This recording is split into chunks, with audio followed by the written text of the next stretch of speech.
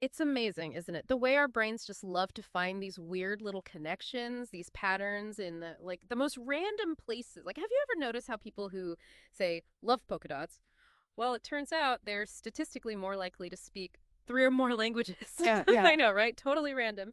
But today we're taking a deep dive into a connection that's way more than just a fun fact. It's a link that can seriously impact individuals and families, and it's something I know you've been researching. We're talking about autism and its connection to trichotillomania, which is the clinical term for hair pulling. Now, you might already be familiar with like the basics of autism, but you're going to want to stay tuned because this deep dive reveals a side of it you might not expect.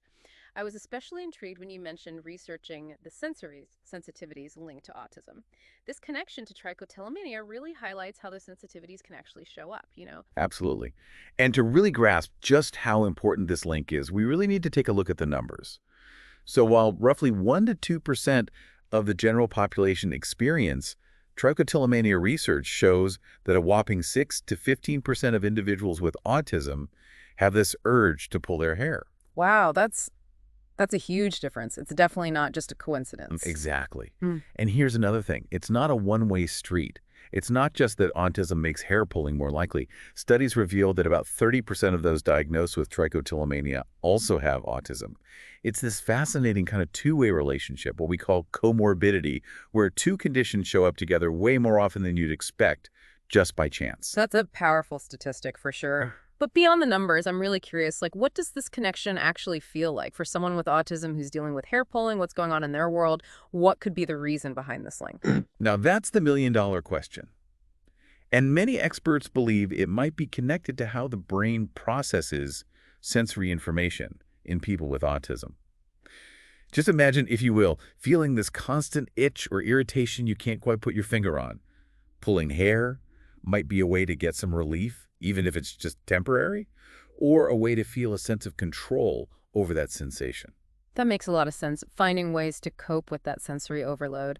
And you mentioned that roughly 30% of people with trichotillomania also have autism. Does that mean some people might be struggling with this, with these urges and sensory overloads, not even realize they're on the spectrum? You're right on the money with that. Yeah. And you see, autism, it can look so different from person to person, especially for folks who haven't been diagnosed. Some people, they're really good at kind of masking their challenges, almost like they're flying under the radar. And that can mean it takes longer to recognize what's going on and get them the support they need, especially when it comes to sensory processing. So they could be dealing with these really intense urges, these overwhelming sensations, and not even have the words or the understanding to describe what they're going through. Exactly. And that's why recognizing the signs early on and getting support in place is absolutely crucial. Because at the end of the day, we're not just talking about statistics here. We're talking about real people, often young kids, who are just trying to navigate a world that can feel really overwhelming. That's so true. But knowing all this, understanding this connection between autism and trichotillomania, what kind of impact can it actually have on their lives? Oh, it can make a world of difference. For one thing, early identification can open the door to early intervention, like therapies such as cognitive behavioral therapy, or CBT for short. CBT can help people understand the thoughts and feelings that lead to those hair-pulling urges and gives them healthier ways to cope. So it's about getting to the root of the issue, not just treating the symptom. 100%. And it goes beyond just the individual, too. This knowledge helps everyone around them, parents, teachers, caregivers, create environments that are more supportive. Hmm. Imagine a classroom where teachers get it, where they understand this connection and they can anticipate things that might trigger hair pulling. They can adjust the sensory environment and provide that understanding and support that's so crucial. That kind of awareness could make such a huge difference for a child. Absolutely. And let's not forget the power of talking about this openly, reducing the stigma. When we can have these conversations, it encourages people and families to reach out for help without feeling ashamed or alone. It makes those experiences feel more normal and opens the door for more understanding and acceptance. You mentioned earlier how autism can present so differently in different people, and it made me think about something I read in your research about trichotillomania. It seems to be more common in girls with autism. Why do you think that is? That's a great question, and honestly, it's something that needs more research, but there are a few interesting theories out there. One thought is that girls, even those on the spectrum, they might be better at masking their challenges to fit in socially, and that can sometimes lead to autism being missed or diagnosed later. That makes sense, especially with all the pressure girls face to fit in. Exactly.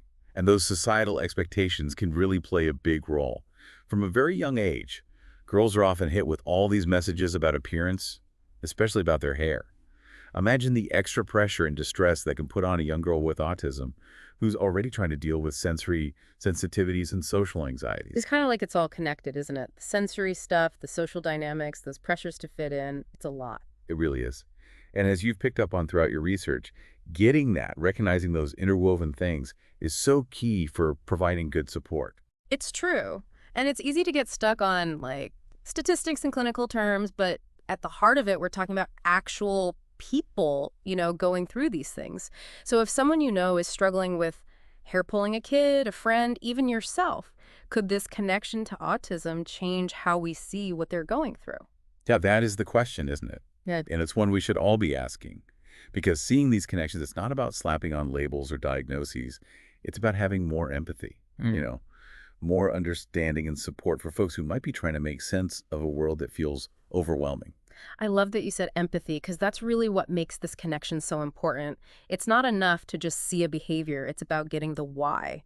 And when you understand why, then you can approach it, the support, the care, with so much more compassion. Exactly. And that's the thing about knowledge, right? It gives us the power to create environments that are more inclusive, more supportive. This deep dive has been really eye-opening, shining a light on how autism and trichotillomania are connected. And even more than that, it's given us all a lot to think about.